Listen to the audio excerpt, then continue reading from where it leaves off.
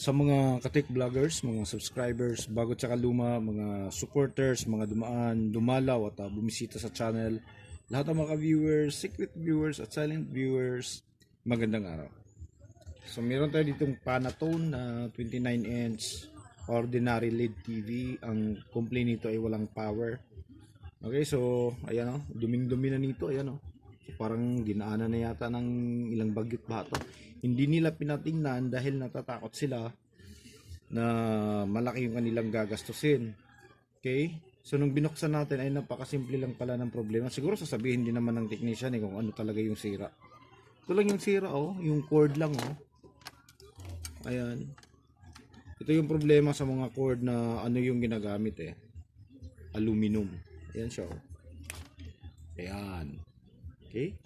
Nagpuputol-putol na. Nasusunog na yung loob niya, nagiging abo na. Yan kahit hatakin mo napuputol siya.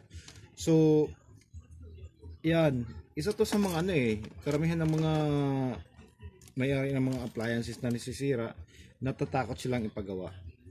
Natatakot silang patingnan. Baka malaki yung sira at gagastos sila ng malaki. So hindi naman hindi naman sa lahat ng pagkakataon hindi sa lahat ng panahon na medyo malaki yung sira at malaki din yung babayaran. So katulad nito, ayan, nagtiis sila ng mga ilang taon na nasira, hindi nila pinatingnan, yung pala wireline yung problema. So marami na mga honest na mga kapwa technician na sinasabi talaga kung ano yung mga sira ng mga unit Okay? So ayan, papakita natin sa inyo, papalitan natin siya ng iba.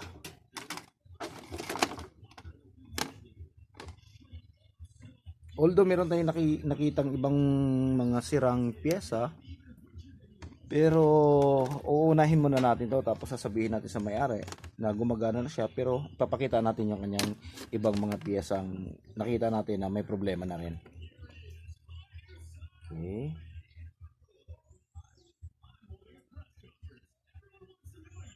Power on natin.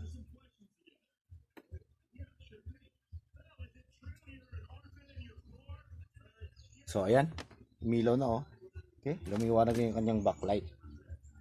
So ibig sabihin gumagana na siya.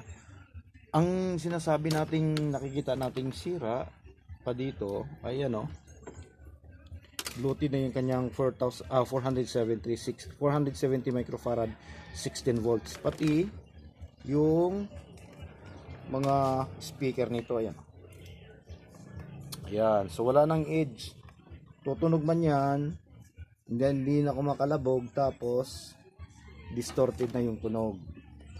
Kaya bago natin to titirahin, bago natin papalitan yung iba, sasabihin muna natin sa may-ari. Okay, kung kukuhanin niya na as is ganun lang, total wala naman tayong pinalitan kundi cord lang yun lang naman yung major na sira niya, kaya ayaw mag power.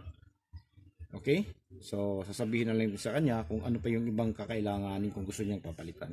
So hanggang dito na lang muna siguro tayo So maraming salamat, God bless at bye bye.